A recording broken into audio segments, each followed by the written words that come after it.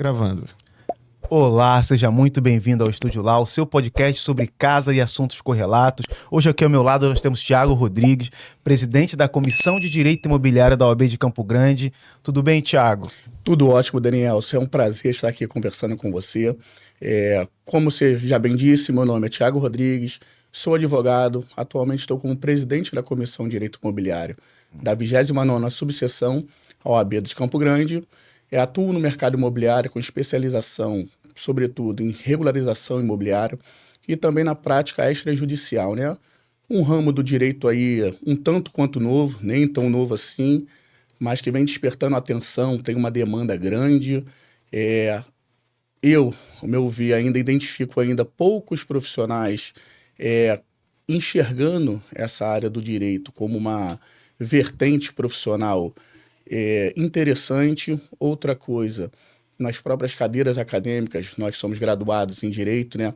Nós vemos que a gente não tem muito essa percepção, né? Essa interação sobre o mercado imobiliário, sobre a atividade extrajudicial, que é uma coisa que está em pauta. Então, é um prazer estar participando aqui do podcast, é um prazer conversar com meus amigos, conversar com os ouvintes, telespectadores. Então, acredito que hoje a nossa conversa, o nosso bate-papo, nossa interação será de grande valia. Thiago, me fala mais como é que você chegou a essa área do imobiliário? Na graduação, foi durante o período de estágio? Quando você se identificou com a área? Bom, vamos lá. Meu primeiro contato com a área imobiliária, eu sou filho de corretor de imóveis, né? Então, tem um nicho por onde ali você tem ali um peixinho, né?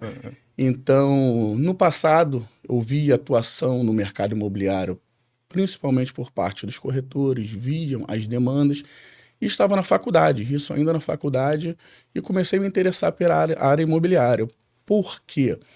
Eu via muita problemática, eu via muita demanda de trabalho acontecendo e as soluções nem sempre estavam tão visíveis aos olhos dos profissionais.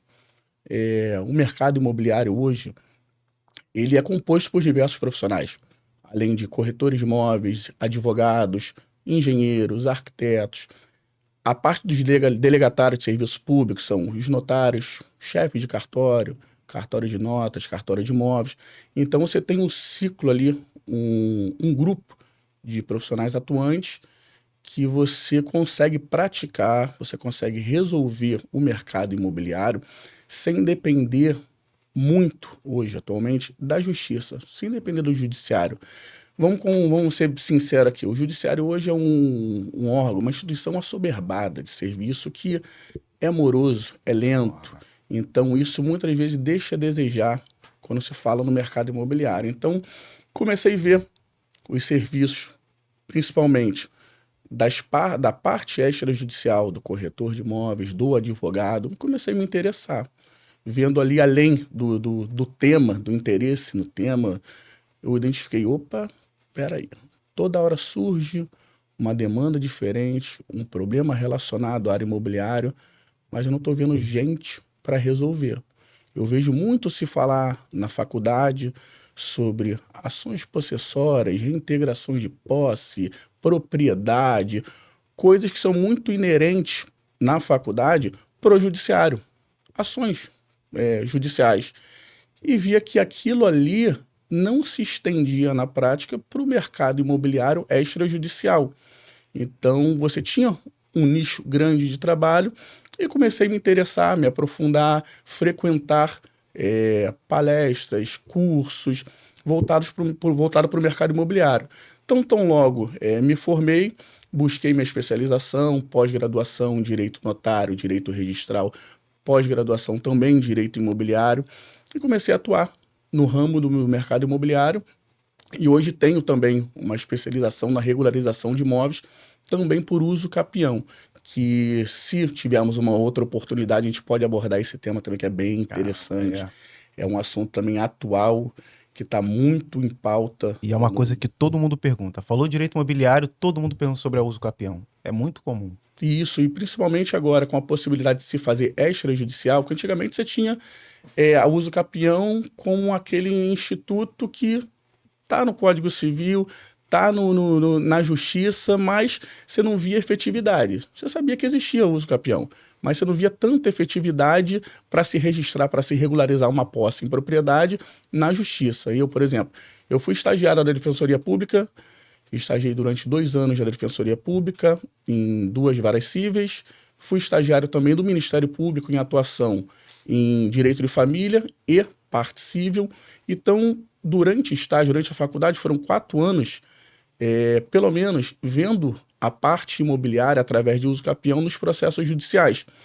Daniel, você acredita que, desses 4 anos, se eu vi 2 sentenças de uso capião, 2 processos terminando de uso capião, foram muitos?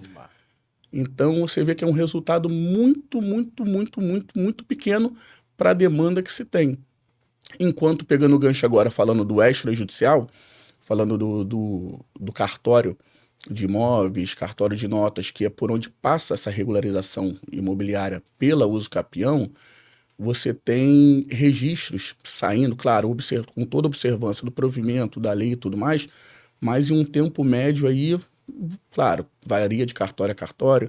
Esse podcast pode e vai chegar aos milhares de cantos do Brasil, então a gente não pode pegar uma experiência micro daqui, de onde nós estamos, e falar, olha, todo cartório vai trabalhar em cima desse tempo. Não, mas você tem um tempo médio hoje de 1 ano para fazer a regularização pela uso capião.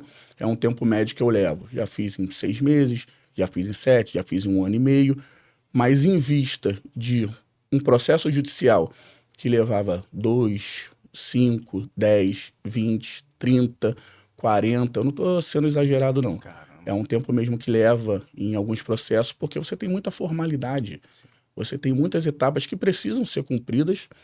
Muitas das vezes o judiciário ele não tem um material nem humano, né, nem a expertise técnica como um registrador de imóveis tem. O registrador de imóveis ele atua de forma exclusiva com o mercado imobiliário, com a parte registral, não só imóveis, enfim, todos aqueles assuntos inerentes ao registro. Enquanto no judiciário, um juiz de uma vara civil, ele trabalha, né? Ele tem a competência por muitas matérias. Então, é natural que você não tenha uma celeridade, você não tenha essa expertise aprofundada do judiciário na parte de regularização de imóveis. Isso é natural, não é diminuir a competência do judiciário, não. Mas você tem que entender que lá tramitam ações indenizatórias, ações de cobranças, execuções. Quantidade de demanda é assombrosa. Mas uma outra coisa, você realmente, não tem dúvida, o extrajudicial é mais célere, acho que o ouvinte entende isso agora. A gente tem um extrajudicial que é muito mais rápido do que seria o judicializado, mas existem lugares, existem questões que não tem como fugir do judiciário. Ó, nesse caso aqui, a gente só consegue fazer essa transição, só consegue fazer essa regularização através do judiciário? Não, claro, sem dúvida. Existem matérias, existem circunstâncias que vão impedir que você vá para o extrajudicial, principalmente envolvendo questões de litígios. Hoje, em 2023, temos o novo Código de Normas da Corregedoria, então, que abarca a parte extrajudicial. Então, hoje também possibilita, antes matérias que não poderiam ser feitas no extrajudicial, hoje você pode. Por exemplo, uma dissolução, um divórcio envolvendo filhos menores. Quando você pensa em divórcio, você pode fazer ele no extrajudicial, no cartório, pode. Constitui seu advogado, busca sua assessoria e você faz seu divórcio. Quando você existia filho menor, obrigatoriamente você não podia fazer isso no extrajudicial, no cartório de notas. Você tinha que ir para uma vara de família discutir o seu divórcio, a situação do menor.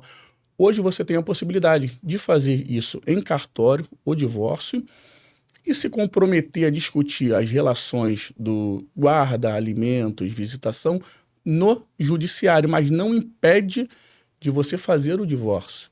Deixa eu ver se eu entendi, para ficar mais claro para o nosso ouvinte.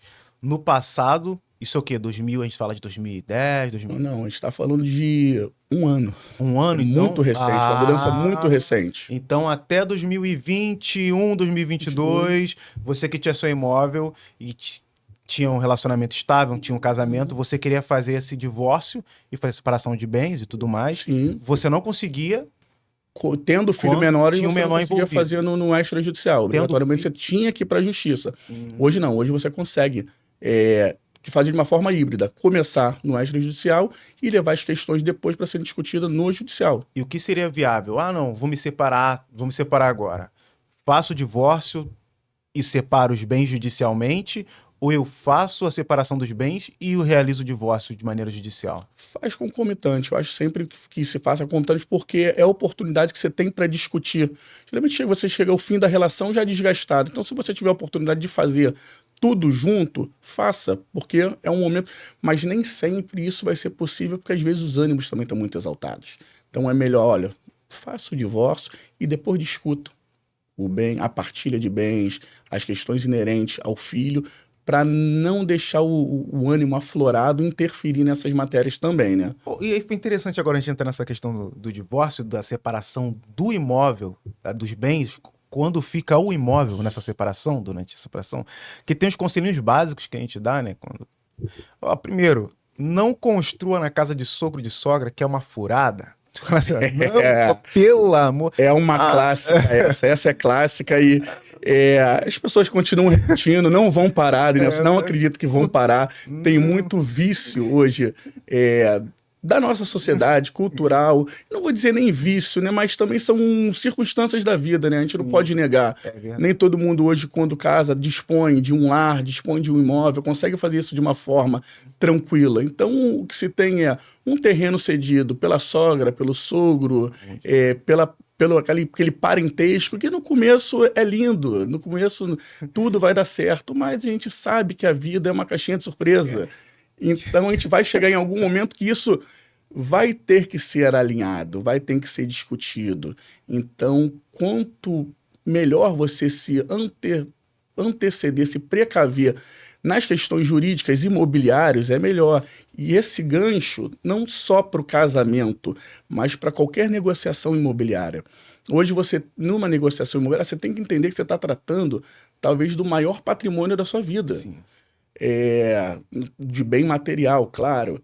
Então, hoje, um imóvel, ele representa ali um sonho, ele representa anos de trabalho, de luta, conquista, e você não pode ser inocente ao ponto de fazer relações imobiliárias com modelo de contrato da internet, sem assessoria jurídica especializada, procurando um advogado imobiliário, procurando um corretor de imóveis.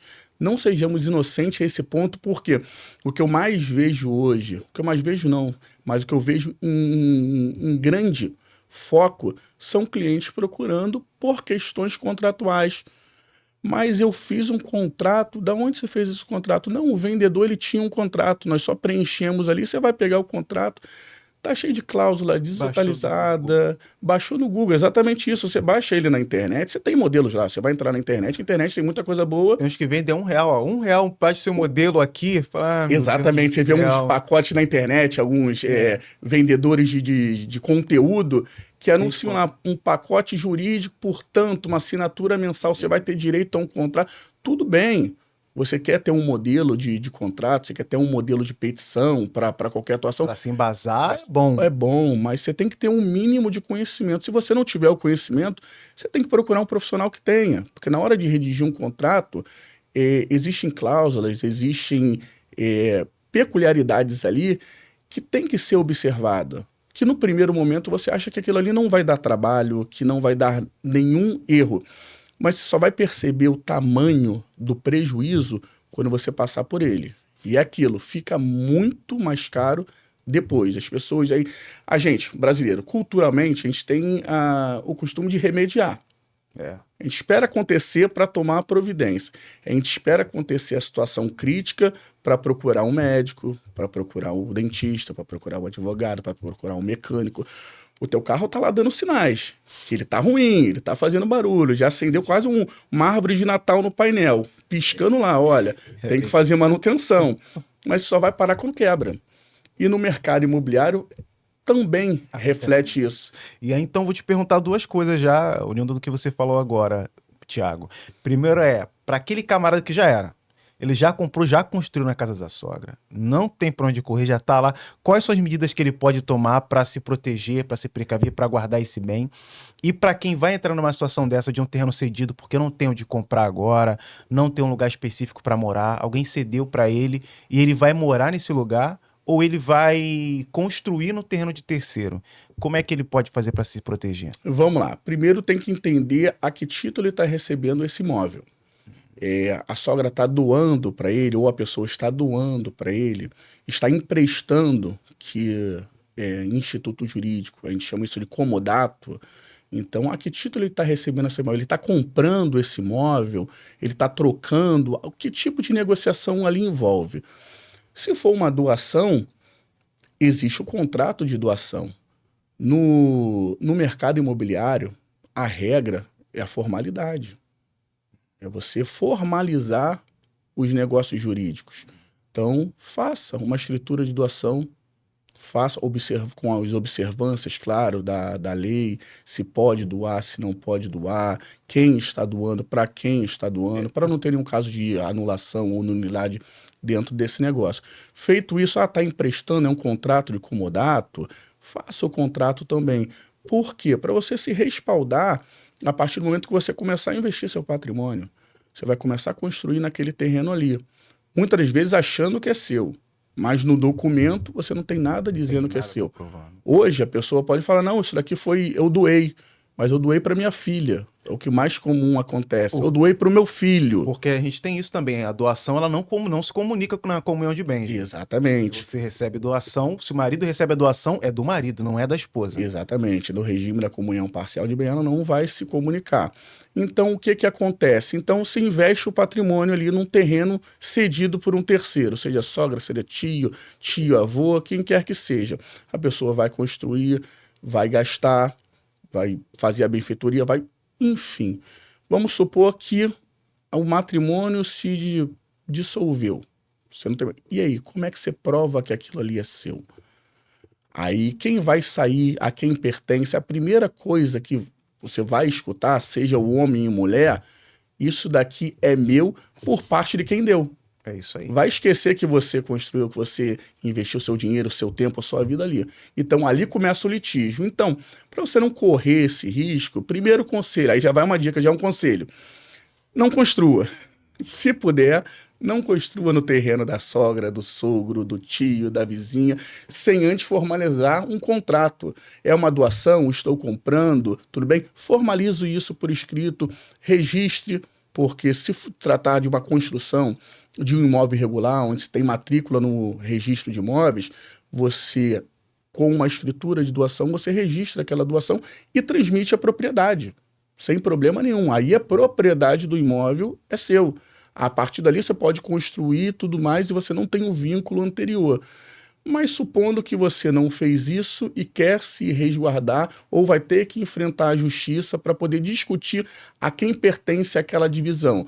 Aí você vai ter que se precaver e juntar o máximo de provas possíveis para poder, num futuro, numa ação judicial, provar o que você gastou, o que você não gastou, por mais que o terreno seja de terceiro, mas olha, o terreno era um lote sem edificação, agora tem uma casa de alto padrão, e acontece muito, e hoje a minha sogra, o meu sogro, ou o meu ex-marido, ou minha ex-mulher, está dizendo que é tudo dele. Não, não é assim que funciona.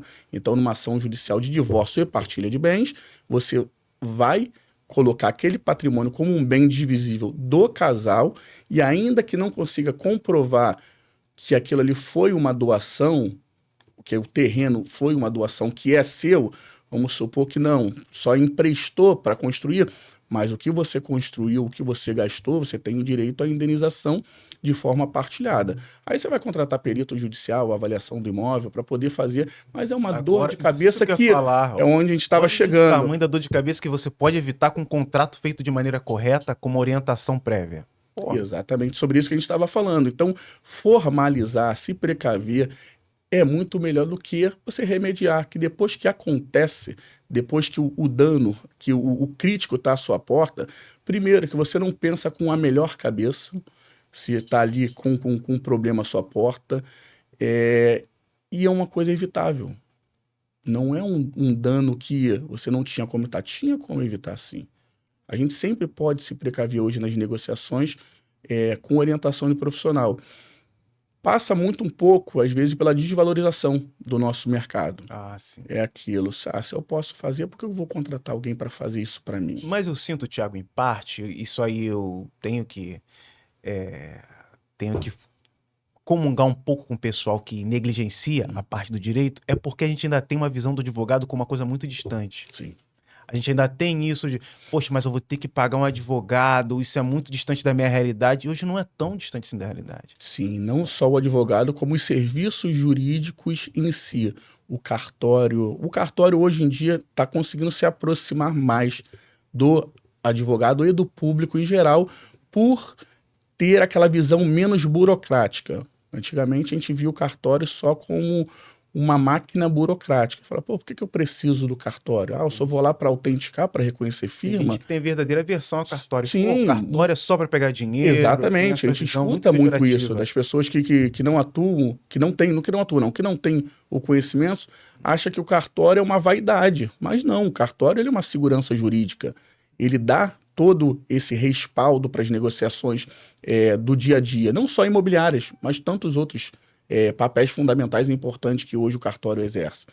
Então, voltando ao que estávamos falando em relação ao acesso da própria pessoa, realmente concordo com você, Nelson.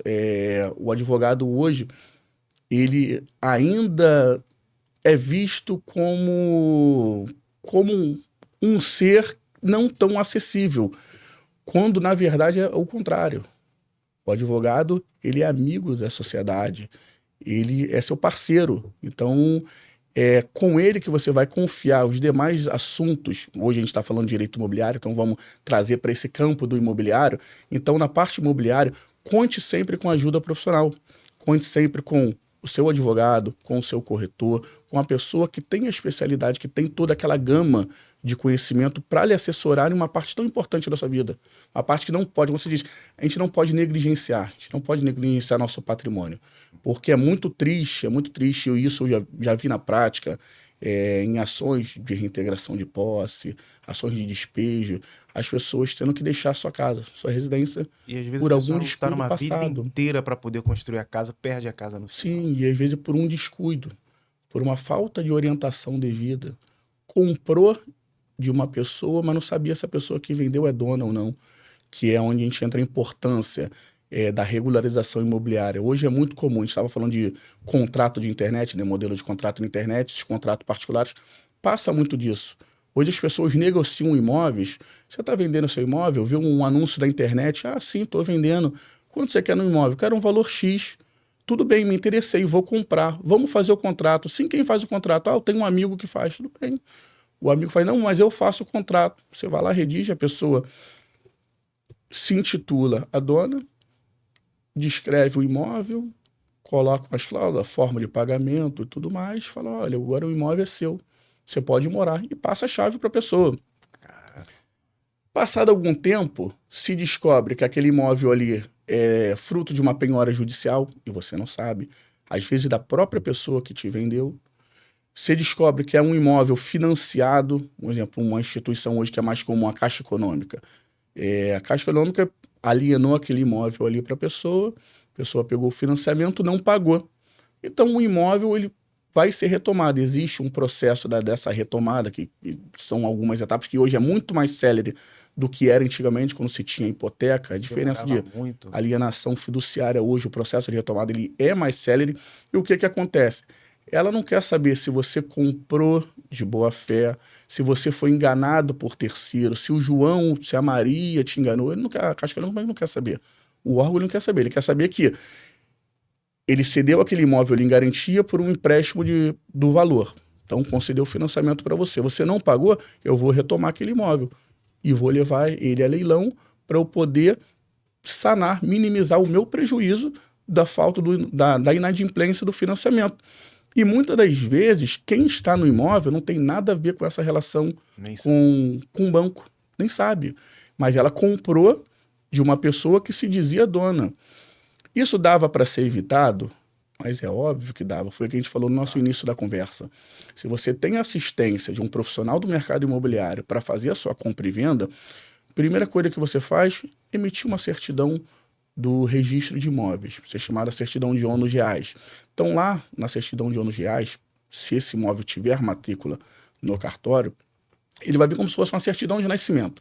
Identificação do imóvel, quem é o proprietário, as relações, averbações, registros que já tiveram ao longo do histórico daquele imóvel, se já foi vendido uma vez, se já foi penhorado, enfim, se a pessoa que comprou era casada, divorciou, fez a partilha, algo do proprietário faleceu, fez um inventário, tudo isso vai ser anotado no registro imobiliário. Então, quando você vai vender um imóvel, é de suma importância, além dessa certidão, você observar todo o histórico, comprador, vendedor, imóvel, para na hora de formalizar um contrato, você não se dizer, mas eu fui enganado, eu não sabia. Então, a negociação de imóveis hoje, você não está comprando uma bicicleta. A gente não está comprando, a gente não está indo na padaria negociando um saco de pão e 2 caixas de leite. Não, é um negócio muito sério. Não depende da tradição. Tradição que a gente chama no direito é a entrega do bem. Simplesmente, eu vou comprar essa caneca aqui do Danielson, eu te dou o valor dela, quanto é? R$5, R$10, 20, tudo bem, toma aqui o dinheiro e você me dá a caneca. Aqui se operou uma tradição, a troca da propriedade da caneca. Eu paguei. Mas no caso de imóveis não é assim que funciona. Não é eu depositar o dinheiro para você e eu me emitir na posse do imóvel. Ele tem que obedecer toda uma formalidade. Tem todo um rito, toda uma coisa mais específica para cumprir. Mas isso me leva a 2 perguntas, Thiago. Primeiro você pelo jeito tem um conhecimento vasto já na área, não só dos registros de imóveis, mas de valorização dos imóveis, né? Já deve ter feito transações de alguns imóveis no bairro e fora dele. E é uma pergunta que eu sempre faço aqui no programa, que é, se você fosse investir em um imóvel hoje, nem no município, no estado do Rio de Janeiro, em qual bairro você investiria? Olha, é uma pergunta difícil, Daniel. Difícil de responder, porque cada bairro tem a sua peculiaridade, tem o seu atrativo e tem os malefícios também, né? Em se tratando de Rio de Janeiro, vamos falar de bairros,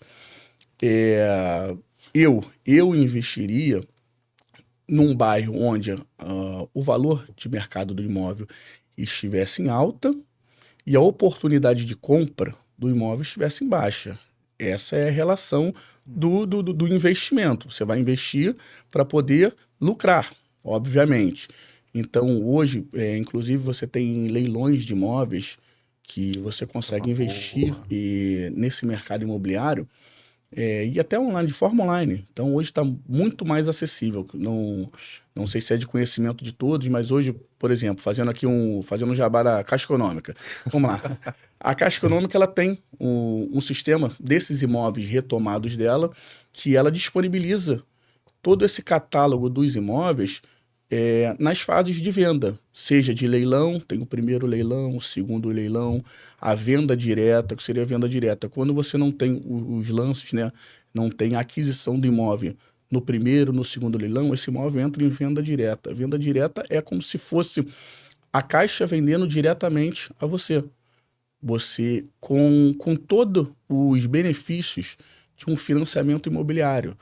Então, você fala, eu vou comprar um imóvel de leilão. Você entra no site da Caixa, você busca lá imóveis em leilão, você vai fazer todo um filtro, município, bairro, apartamento, casa, 1 quarto, 2 quartos, 3 E eles quartos, chegam a ficar até quanto mais barato nesse leilões da Caixa, Thiago? Ele tem ali uma média de desconto em imóveis 20, 30, o máximo que eu já vi foi 46%. Caramba, quase 46%, metade do quase valor metade do imóvel. do valor do imóvel. Então você pensa, hoje um apartamento, vamos falar de Campo Grande. Um apartamento hoje aqui em Campo Grande, num preço médio, nem de alto padrão, nem de baixo padrão. Você pode custar aí R$250 mil. R$250 mil. Você adquiri-lo por metade desse valor, com uma possibilidade de venda hoje em Campo Grande, que ela é real, ela existe, que em Campo Grande se compra e se vende muito imóvel, ainda que o mercado não esteja tão aquecido como em outros anos já foi, mas você tem a possibilidade de lucrar, digamos aí, você comprou ele por, vamos dizer, estava 250, mas você comprou ele por 150. Você gastou ali em documentação, você com uma reforma e tudo mais, chegou a 180. De 180 para 250, você tem uma margem aí de... Eu sou péssimo em matemática, me ajuda, né? Ih, meu amigo. 180 para 150, você tem 50... 30%. Então, mas... Ah, não, perdão. O lucro. O lucro é de 30. Não, 50... 150 para 180? Não, para 180 para 250, você tem 70 71. mil. Você tem 70 mil, vamos lá. Você tem um lucro aí de 70 mil reais numa venda de um imóvel. E que investimento hoje no Brasil você tem uma rentabilidade nesse patamar, digamos que num preço, em um tempo médio aí de 3 a 4 meses entre a compra, reforma e venda desse imóvel. Em 4 meses, você transformar 180 em 250. É possível, é um mercado possível. É um mercado possível. Você pode fazer mais dinheiro a depender do valor do imóvel, como menos, ser mais conservador. A gente esteve aqui com o Anderson, ele também é do mercado imobiliário, ele falou sobre isso. E é uma coisa que eu sempre comento. Você às vezes compra um imóvel na planta. Ah, vou comprar um imóvel na planta. Ele vai te sair, sei lá, 180 mil, 170 mil. Só que o valor final da construção, ele tá valendo 250 mil, dependendo do que possa acontecer no seu bairro, ele vai até aumentar o valor quanto a isso. E aí você pega ele, financia, e antes mesmo de quitar ele por total, você consegue fazer a venda do imóvel e lucrar sem ter feito o pagamento completo do imóvel. Sim, é um outro mercado de investimento que você tem também. Caramba. E outra coisa, é observar também o que agrega valor na construção. Você hoje tem pontos do Rio de Janeiro, pontos do bairro de Campo Grande, você tem... situações que vão ser geradas, vão tratar em termos concretos. Hoje você tem em Campo Grande a construção de um mergulhão, um túnel, um anel viário que vai melhorar a mobilidade, o Parque de Campo Grande. Então, investidores são essas pessoas que estão pensando lá na frente. São essas pessoas que agora, enquanto a gente está aqui falando, estão comprando esses imóveis. Está falando, olha, você tem um imóvel desvalorizado num bairro tal, no bairro de Inhoaíba, ali está num preço bom. Mas ali no bairro de Inhoaíba, apesar de parque, vai ser Parque Campo Grande, eu não acho, não sei, Parque de Campo Grande, fica em Inhoaíba. É isso aí. É porque é adjacente. Né? Exatamente. Então vai abarcar tudo. Campo Grande, como o maior bairro do Brasil, merece também levar esse título também pelo parque. Mas vamos lá. Hoje você tem um investimento, quando você falou, qual é o melhor bairro para você investir? E isso pesa muito. São essas visões futuras, olha, ali vai sair um parque, uma espécie de parque aquático, né? Um parque, como se fosse um parque de Madureira, Isso, enfim. vai ser um parque de Madureira, só que eu acredito que seja um pouco maior. Maior. Então, aquilo ali vai ser um atrativo ótimo para valorização do local e da área. E hoje, quando você vai comprar, seja por leilão ou comprar de alguém numa negociação no mercado, ainda não se está muito forte você agregar esse valor. Então as pessoas ainda estão vendendo tranquilamente. A Caixa Econômica ainda está dando aquele desconto, super desconto. Então você pegar uma casa, um apartamento nessa localidade, pode te render bons frutos. E aí isso me leva a uma outra questão. A gente tem esse cuidado, 2 perguntas. Primeiro que você estava falando sobre essa retomada da Caixa para as vendas. Então, seja por leilão, seja venda direta. E a outra é a questão da pessoa que está do outro lado. A pessoa que comprou o seu imóvel, mas não conseguiu honrar com as prestações, ela tem... Entrei hoje, fiz um financiamento, consegui a compra do imóvel. Quantas prestações eu posso atrasar até que o banco tenha direito de me retomar esse imóvel? Nenhuma. A verdade é, o banco ele tem... A partir da primeira inadimplência... Tente novamente. Exatamente, isso programado. Se deu alguma coisa errada, você vai tentar. Isso porque fomos orientados. Hein? Mas vamos lá, retomando. A pessoa que comprou está devendo o financiamento dela.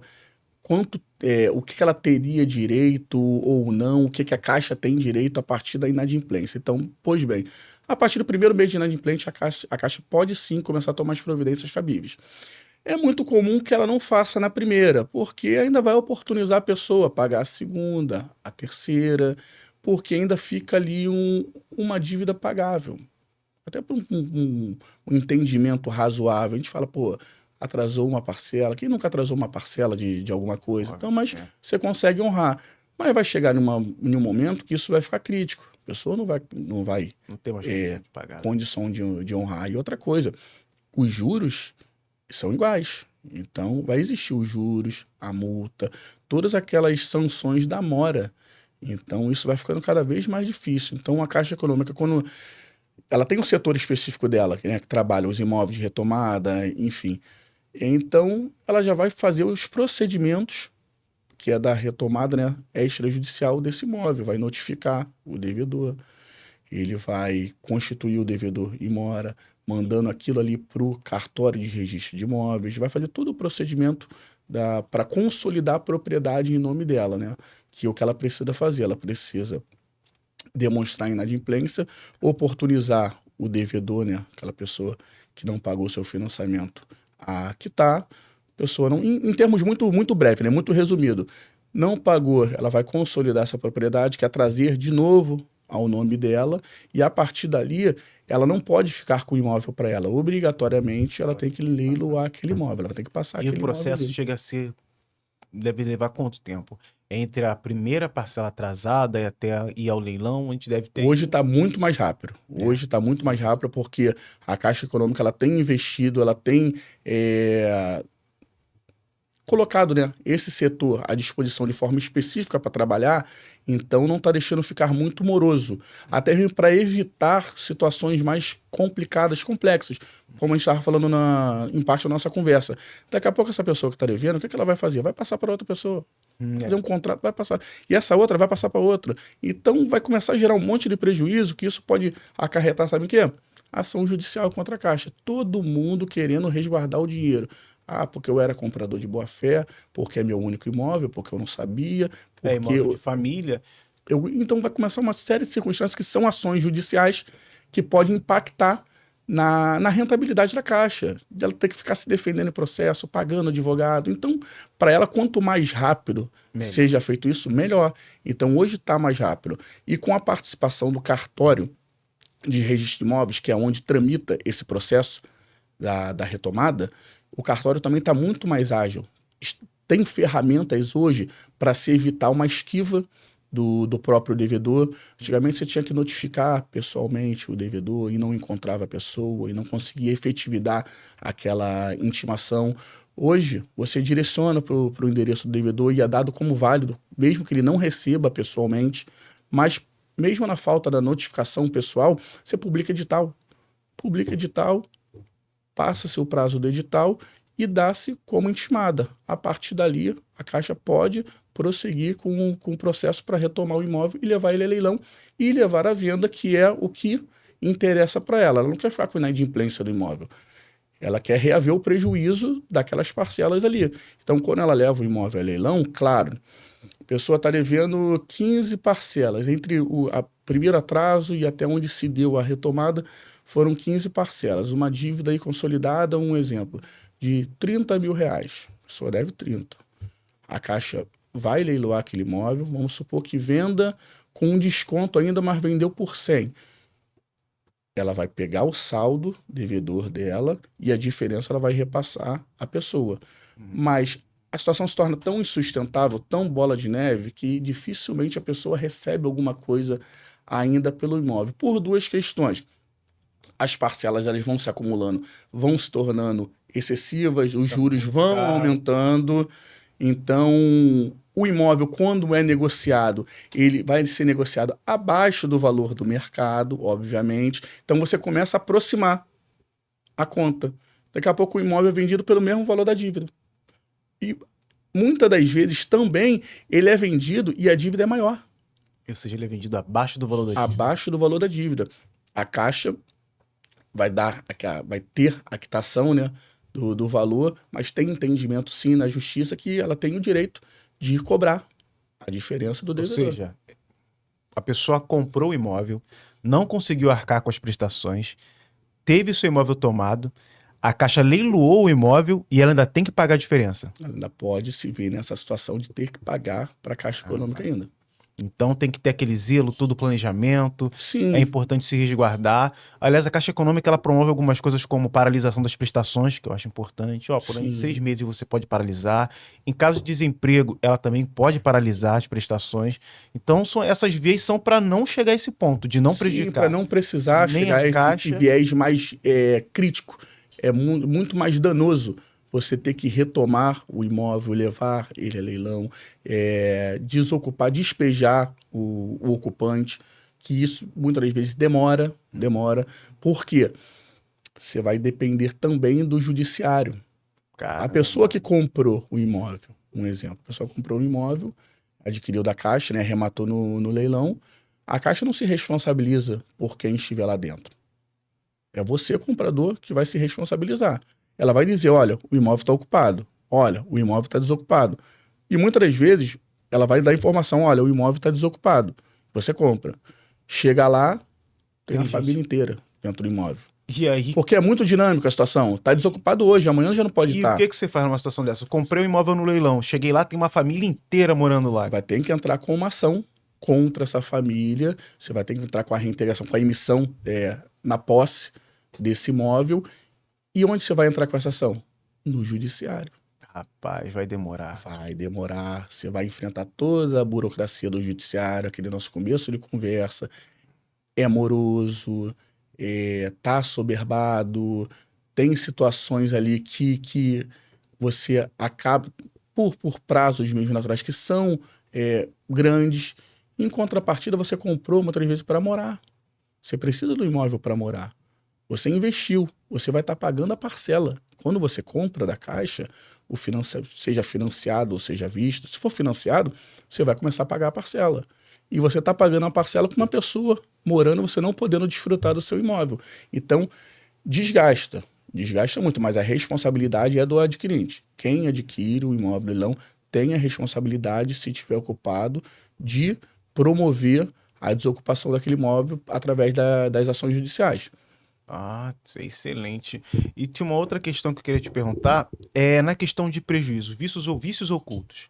Comprei o imóvel. Aliás, duas coisas que serão interessantes. Primeiro a gente esteve aqui com a Jéssica, numa outra entrevista, ela estava comentando sobre a importância de você tomar cuidado nas coisas que você vai fazer no seu apartamento para que ele não prejudique os outros condôminos. Sim. E aí teve um caso de um morador que ele construiu na área externa, ele tinha um garden, ele comprou um garden e ele construiu uma hidromassagem. Só que isso mexeu com a questão que era do encanamento do bloco inteiro e isso tirou a garantia do bloco inteiro dele. O pessoal perdeu a garantia toda. E em casos como esse, o que um condômino que foi prejudicado por isso pode fazer? Primeiro é apurar o responsável pelo prejuízo. Nesse caso, fatalmente, se comprovado que a construção que esse vizinho fez, esse do Garden fez, abalou a estrutura, comprometeu a estrutura do prédio e dos outros vizinhos, a responsabilidade, em uma primeira vista, não é da construtora, é desse vizinho. Mas imagina, num bloco onde se tenha 20 apartamentos, um apartamento fez isso, 19 vão cobrar dele, ele vai ter condições de indenizar, reparar o prejuízo de todo mundo? Certamente não vai ter. Certamente, claro, não vou duvidar, pode estar morando um milionário ali, ok, tudo bem, mas certamente não vai ter. Então hoje, a aquisição do imóvel na planta, principalmente esses novos empreendimentos, você tem uma responsabilidade da construtora sim pelos vícios ocultos, né? Conforme a gente estava conversando. Então vamos supor que você compre um imóvel e esteja morando nele e começa a perceber trincas, rachaduras, infiltrações que você não consegue em um primeiro momento explicar de onde veio. Você fala, pô, minha casa não está com infiltração, essa rachadura aqui, o imóvel novo, da onde está vindo isso? Olha, isso aqui é um prejuízo, né? É um vício, né? Um defeito que aparentemente é da construção. Vamos lá. A relação consumidor, construtora, ela é regida pelo Código de Defesa do Consumidor. Então, uma relação consumerista. E a lei, o Código de Defesa do Consumidor, ela dispõe de um prazo de 90 dias para o consumidor reclamar com a construtora a partir do conhecimento daquele vício. Então, vamos supor, você está na sua casa hoje, você percebeu uma rachadura no seu teto, ou na parte da sua parede, enfim, na sua sacada, seja onde for, uma infiltração. Você vai comunicar. Primeiro passo, uma dica: comunique formalmente à construtora. Mande um e-mail, mande uma carta, vá à administração, de alguma forma dê ciência formalmente à construtora. Para ali comprove o contato. Exatamente, para ali estabelecer o marco inicial da sua reclamação. A partir dali, o consumidor ele tem 3 direitos na primeira vista: optar pela reexecução do serviço, identificado o dano e a responsabilidade construtora, se reexecutar o serviço, o abatimento proporcional do preço ou a indenização. Uma dessas 3, a construtora vai se ver... Ou seja, cheguei na minha casa hoje, tem uma rachadura, uma coisa que não é comum. A janela está caindo, uma coisa que não é... que provavelmente já veio da construção. Eu posso entrar em contato com ela e a construtora tem 90 dias para ou reparar essa janela, ou me pagar pelo valor dela, ou me indenizar. Sim, ela vai ter essa responsabilidade a partir do momento que você comunique e seja identificado. Claro, não vai ser num primeiro momento. Ela provavelmente vai mandar um assistente técnico, um perito no local para constatar. Ela vai ter o prazo dela para poder constatar se aquilo ali decorre mesmo de um vício da construção. Por exemplo, o caso do vizinho que fez uma hidromassagem. Se a responsabilidade da construtora ela é objetiva, o que isso significa? Não precisa comprovar que ela agiu por dolo nem por culpa. Culpa seria por negligência na construção, por imprudência, imperícia. Eu não preciso comprovar. Eu preciso comprovar a ação e omissão, eu preciso comprovar o nexo causal e preciso comprovar o dano. Então, visto isso, a responsabilidade objetiva ela se dá em cima disso. Então você vai comunicar, vai evidenciar as provas, claro, vai tirar foto, fazer vídeo, chamar no local, olha como é que está essa parede aqui, essa rachadura, e ela vai fazer a primeira, né, vai semear e vai ver de onde decorre aquilo. Se ela identificar, o que exclui a responsabilidade dela, se ela identificar que aquele defeito ali decorre de uma ação ou exclusiva do morador, do consumidor, nesse caso dessa relação, ou de terceiros que não seja dela, ela pode excluir sim a responsabilidade dela e não ter esse direito à reexecução, a lhe indenizar. Por quê? O que afasta a responsabilidade dela vai ser a culpa exclusiva de terceiro ou culpa exclusiva do próprio consumidor. Então, mas não sendo esse o caso, foi onde nós voltamos. Então, a construtora tem sim o dever de reparar esse dano. Então, pelo Código de Defesa do Consumidor, você tem sim o direito à reparação dos danos de um vício oculto. O que é o vício oculto? Para a gente explicar para os nossos ouvintes. Resumindo aqui para o ouvinte que está um pouco mais distante das nomenclaturas mais jurídicas. Vamos lá. Resumindo, comprou o imóvel, ótimo. Encontrou algum defeito no imóvel? Se não for culpa sua, minha parede está rachada porque deu uma cabeçada. Não é culpa sua. A empresa você só tem que comprovar que você não tem culpa. Não, a empresa comprovou que a culpa não é dela, você responde. Ela não conseguiu comprovar que a culpa não é dela, automaticamente a culpa é da empresa. Nem culpa sua e nem culpa de terceiros. Isso. Que pode muito bem... O teu exemplo foi perfeito, do vizinho. O vizinho do térreo fez essa construção da hidromassagem. Vamos colocar ele em cima, que é melhor, né? Ele da cobertura fez a hidromassagem dele. E isso causou um dano estrutural para os imóveis abaixo. O vizinho do segundo andar, vamos supor que essa cobertura esteja lá no 5º andar. O vizinho do segundo andar foi à construtora e disse, olha, apareceu uma infiltração no meu imóvel. Isso daqui não decorre do meu sistema hidráulico, não tem nada a ver comigo, não é da minha encanação, enfim. Vocês têm que reparar esse dano. Onde eu falei, a construtora ela vai averiguar a situação. Ela vai ver, realmente, isso não é culpa do vizinho do segundo andar, não, desse reclamante, não. Mas eu identifiquei que isso é culpa do cidadão lá da cobertura que fez a hidromassagem. Aí ela consegue também excluir a responsabilidade dela. Por quê? Como que se exclui a responsabilidade nessa relação de consumo? Ou culpa exclusiva do consumidor ou de terceiros. Nesse caso, vai ser culpa de terceiros. Ou seja, Então, não é culpa do vizinho do segundo andar, mas é culpa do vizinho dele de cima. sim, exatamente. Então, toda vez que você for fazer alguma obra em condomínio, casa, principalmente em condomínio, você observa primeiro, convenção do condomínio, leia, isso aí fica acesso a todo mundo. Existe muito condomínio que tem manual de obra. Isso é interessantíssimo. Tem alguns condomínios que eu até faço assessoria jurídica, que existe o manual de obras do condomínio. Então, ele vai te dizer o que você pode usar de material, de que forma, ele vai te orientar e sugerir algumas opções. Olha, nessa parte aqui é pedra encravada, aqui não é para colocar madeira, você tem seu deck ali, olha, esse deck tem que ser construído pelo padrão com isso, isso, isso.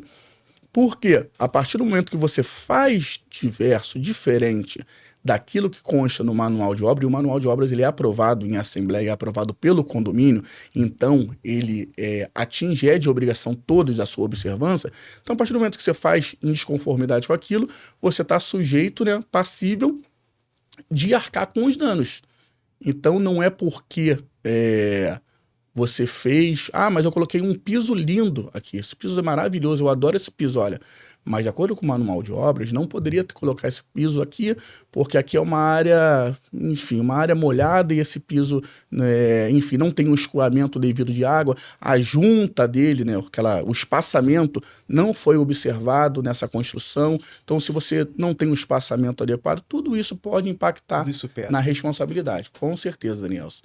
E é uma dor de cabeça depois. Viver em condomínio tem disso. Tem muita coisa que a gente tem que... vou fazer qualquer coisinha. Observe qual é a relação que tem com os seus condôminos, com os seus colegas, com os seus moradores vizinhos.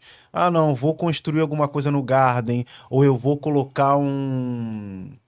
É muito comum as pessoas colocarem do lado de fora da janela o toldo. Eu vou colocar um toldo. As pessoas cismam com toldo. Só que o condomínio ele tem uma característica específica. E se não tiver na convenção que é possível colocar o toldo, você não pode colocar o toldo. Sim, passivo de infração, passivo de multa, a depender do regulamento do condomínio. Então você tem que seguir o padrão do condomínio. A partir do momento que você opta por estar em um condomínio, você se sujeita e tem que respeitar. Hoje a maior regra, a regra que mais dá certo, mas que é pouco utilizada, chama-se bom senso. Hoje, no nosso dia a dia, pode ter certeza que o bom senso é o melhor regramento que existe.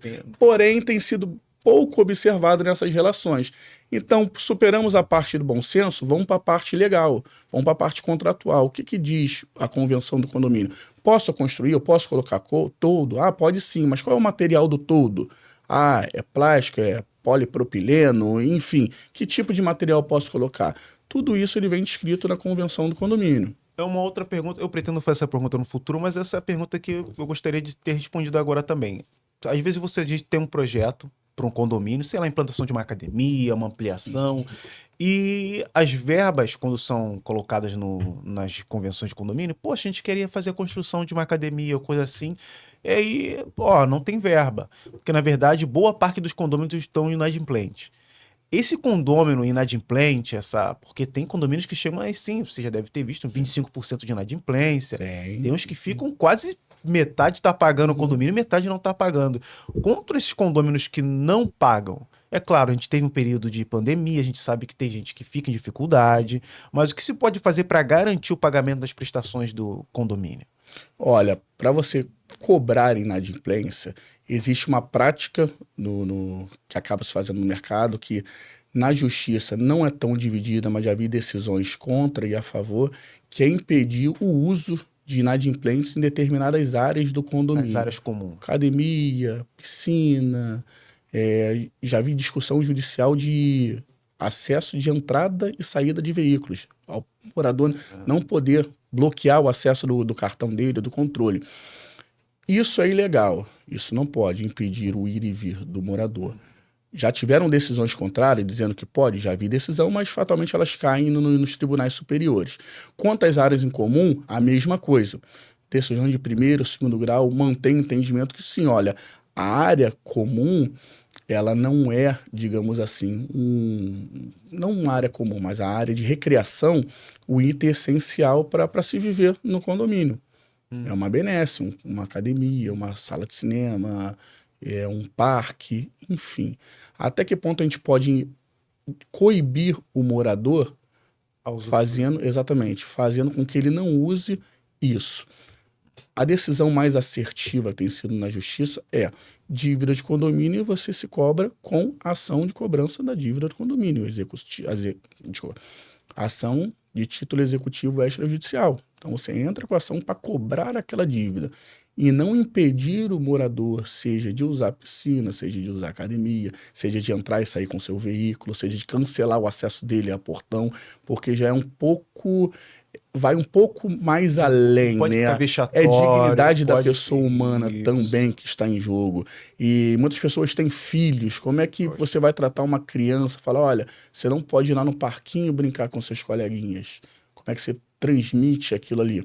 Mas, ao mesmo tempo, não é sentir pena, claro. A gente tem que ser justo também.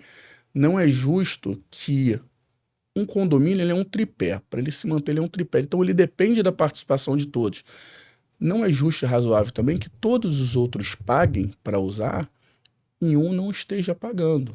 Ninguém é obrigado a viver em condomínio, Daniel, convenhamos. Ninguém é obrigado a viver num condomínio que vá além das suas condições financeiras. A gente tem que ser bem Honesto. justo, assertivo e honesto com isso. Olha, se eu não tenho condições, eu vou até onde meus pés alcançam. Isso eu sempre aprendi. Eu vou dou o passo que minha perna alcança. Mas, claro, existem situações de vida que te colocam, enfim, imprevisíveis. E pode acontecer sim. Então, foi o que eu falei. A melhor regra para um condomínio é o bom senso. Que a pessoa tenha o bom senso. Claro, ninguém gosta de dever. Por mais que tenham pessoas que sim. Falou assim, eu falei, não posso ser isso, né? Tem pessoa que não liga, não tem o mínimo de pudor em dever. Mas, no geral, as pessoas não gostam do dever, mas se vê em situação de inadimplência. Para o condomínio é muito ruim. Porque o condomínio depende da verba. O condomínio ele não lucra com outra atividade. O condomínio depende do recolhimento das cotas condominiais para poder se sustentar. E ele está ali para se sustentar, pagar funcionário, manter as áreas comuns em condições de habitabilidade, enfim, da melhor maneira possível. Então, ela depende desse recolhimento. Como eu falei, é um tripé. Se um deixa de contribuir, aquilo ali uma hora vai cair. Se a inadimplência ela começa a aumentar, as receitas começam a diminuir, as despesas começam a aumentar, fatalmente aquele condomínio vai entrar no vermelho. Aí você que está pagando, hora ou outra, você vai lá no condomínio, nossa, o condomínio precisa ser pintado, mas não tem dinheiro para pintar. Nossa, a piscina está sem manutenção há um mês, tivemos que romper o contrato com a prestadora de serviço. Então, uns vão pagar pelos outros. Então, o condomínio dispõe também de meios para poder sanar isso. E dívida condominial se cobra. Notifica o condômino, você entra na justiça, mas de longe, e nem se usa, é uma dica, um conselho, não use essa prática de expor a pessoa de forma vexatória ao ridículo por conta de... Fazer lista de inadimplentes, colar em São Paulo. Eu já vi isso em condomínio. Caramba. O síndico apregou no quadro de avisos uma tabela com o número de todas as unidades, todos os meses do ano, e quem estava quite, ele marcava um ok. Ou seja, ele expôs para o condomínio todo quem pagava e quem não pagava o condomínio. Certamente, os devedores se viram incomodados, foram falar com ele. Mas eu posso fazer isso? Não, você não pode. Recorreu à assessoria jurídica do condomínio, falei, óbvio que não pode. Mas eu quero. Falei, existe uma diferença entre você querer e poder ou não. A orientação jurídica para precaver e respaldar o condomínio tira isso daí. Tira isso daí, que isso vai gerar ação judicial contra o condomínio, reparação por danos, e pode ter certeza que a chance do condomínio perder é grande. Poxa. E depois de muito contrariado, ele foi lá e tirou. Mas ganhou um processo. Não adiantou nada. Ou seja, não exponha seus condôminos, pelo amor de Deus. Uma outra questão, Thiago, essa questão do dano. Tô com um problema no apartamento. É fruto de um vizinho que instalou uma hidromassagem. A gente já sabe que vai recorrer a ele. É um problema da construtora, porque era um vício oculto. A construtora não embasou bem o apartamento, não fez a terminação da obra de maneira que deveria ser feita, e eu fui prejudicado. Eu posso recorrer contra a construtora, posso mover uma ação em face do meu colega, do meu vizinho. Até aí tudo bem. Agora um raio atingiu o meu apartamento, teve uma enchente, teve um deslizamento. O que eu posso fazer? Como eu posso proteger esse meu apartamento, esse bem? Vamos lá. Aí a gente já está partindo para a seara dos danos, né, naturais. Existe algum tipo de dano que parecem ser forças da natureza? O que é uma força da natureza? É um acontecimento onde a intervenção humana não consegue impedir. Você não consegue impedir um desastre da natureza. Você não consegue impedir uma chuva torrencial. Você não vai impedir. Isso é certo. Mas existe responsabilidade até por conta dos danos por força da natureza, como é o exemplo de enchentes, alagamentos, deslizamento de terras. Por quê? Não é porque choveu que a rua tem que encher, que a rua tem que alagar, que as pessoas devam ter o seu imóvel atingido e o seu prejuízo. Não é por conta disso. Hoje, o Estado ele tem uma responsabilidade, quando eu digo Estado, em todas as suas searas, seja o governo federal, seja o Estado e até mesmo o município, cada um dentro da sua responsabilidade. Então, mesmo que aconteça um evento por força da natureza, você precisa identificar. Você sofreu dano por conta daquela ação ali, uma enchente? Sofri, mas por que chegou a ter uma enchente? Olha, porque não houve uma manutenção, uma atenção, de repente, para as obras que deveriam ser feitas no meu bairro. Então, tudo isso pode impactar. Houve um deslizamento de terra, mas construiu onde não deveria ter construído. Mas quem tem o poder de fiscalização é o Estado. O Estado tem a sua parcela de culpa e responsabilidade. Então, não é porque que você teve esse prejuízo que você vai arcar com ele sozinho. Você pode sim recorrer ao judiciário. Você pode tentar pela via administrativa, mas já digo que é pouco provável sucesso. Você vai ter que acabar indo para o judiciário. E o primeiro passo é comprovar, juntar as evidências de que a responsabilidade seja não, por omissão do Estado. O Estado se omitiu em promover o bem-estar social, individual Tem e algum coletivo. exemplo, algum caso para o nosso ouvinte ficar mais inteirado e entender melhor? Algum exemplo que a gente possa trazer? Um exemplo bem clássico que nós temos são, quase que anualmente, são os deslizamentos de terra em áreas aqui do Rio de Janeiro por conta de temporais, por conta de chuvas. É uma força da natureza um temporal? Mas você consegue medir, mensurar mais ou menos as consequências dela. O Estado hoje ele não tem os seus centros de controle de chuva, de monitoramento, né, do quantidade de milímetro de chuva esperado para aquela região, determinado tempo do ano. Então ele pode e deve fazer ações preventivas para evitar aqueles danos. Se eu sei que na região tal, toda vez que chove, alaga, e quando alaga arrasta carro, destrói casas, porque não há a quantidade, volume de água para o sistema de escoamento, ele não bate, ele não fecha, aquilo ali acaba sendo uma responsabilidade dele. Porque quem tem a responsabilidade de fazer essa manutenção, enfim, em águas pluviais, em vias e tudo mais, escoamento é o Estado. O Estado, mais uma vez, quando eu digo, ou seja o município, seja o próprio Estado. Então, é responsabilidade dele. Então, toda vez que isso acontecer e você comprovar, você vai ter que juntar provas, comprovar que aquilo ali decorreu de uma omissão do Estado, você tem o direito de buscar essa reparação judicial pelos danos ocasionados. Então, perdi meu carro, perdi meus móveis, enfim, trabalhava com meu carro, a gente vai entrar um pouco na parte de lucros cessantes, então, eu uso meu carro para trabalhar. Então, a minha renda, ela decorre da atividade ali de motorista. E numa enchente dessa, meu carro foi danificado, enfim, não tem mais recuperação ou a recuperação dele vai demandar um certo tempo, então você ficou sem a sua renda durante aquele período. Você também consegue comprovar que aquilo ali foi um dano. Fiquei número de dias parado, X dias parado. Olha, eu tinha uma renda média de tantos reais por dia.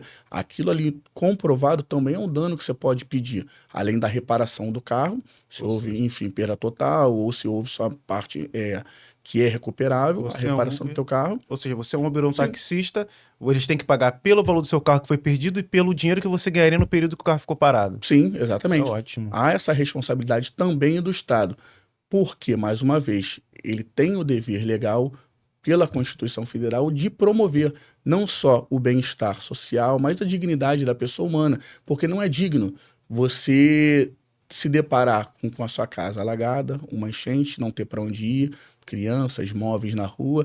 Isso beira humilhação. Beira humilhação para a pessoa que acorda todo dia para trabalhar. Imagina, você, um belo dia você acorda para trabalhar e você não tem mais o seu bem de serviço. É verdade. Isso é triste. Então, resumindo basicamente a nossa conversa de hoje se o seu vizinho fez alguma obra que trouxe dano ao seu apartamento, ao seu imóvel, a culpa é dele, você pode mover uma ação em face dele. Se o seu construtor construiu um imóvel com algum problema, você pode mover um processo contra ele. Se você for causador disso, você se lascou. Se você construiu dentro do terreno do seu sogro, não tinha um documento prévio que possa garantir que o imóvel é seu, você também está ferrado. E seja consciente, contrate um advogado para fazer coisas que você não conhece, contrate um especialista para promover ações que você ainda não entende, tá bom? Thiago, você tem considerações finais hoje? Olha, Adriano, primeiro dizer que foi um prazer participar dessa conversa aqui, fico muito feliz, achei muito proveitosa, achei de uma valia, né, imensurável. Enfim, a consideração que eu tenho no final, deixar para você, repetindo suas palavras, não façam negócios que envolvam o seu patrimônio, que coloquem a sua vida em xeque, sem a orientação do profissional. Procure um especialista. Prevenir é melhor que remediar. Isso daí você pode ter certeza, isso só vai ter essa dimensão quando você passar por um dano crítico e precisar recorrer. Então, se atente a essas dicas. Mais uma vez, foi um prazer estar aqui nessa manhã, 23 de dezembro, estamos às vésperas do Natal, mas para quem gosta de trabalhar, transmitir conhecimento, isso não é nenhum empecilho, né não, Gelson? É isso aí. Então, gente, obrigado pela presença de vocês, foi um prazer estar com vocês amanhã. Espero que vocês tenham se sentido em casa e até o próximo episódio. Thiago, pô.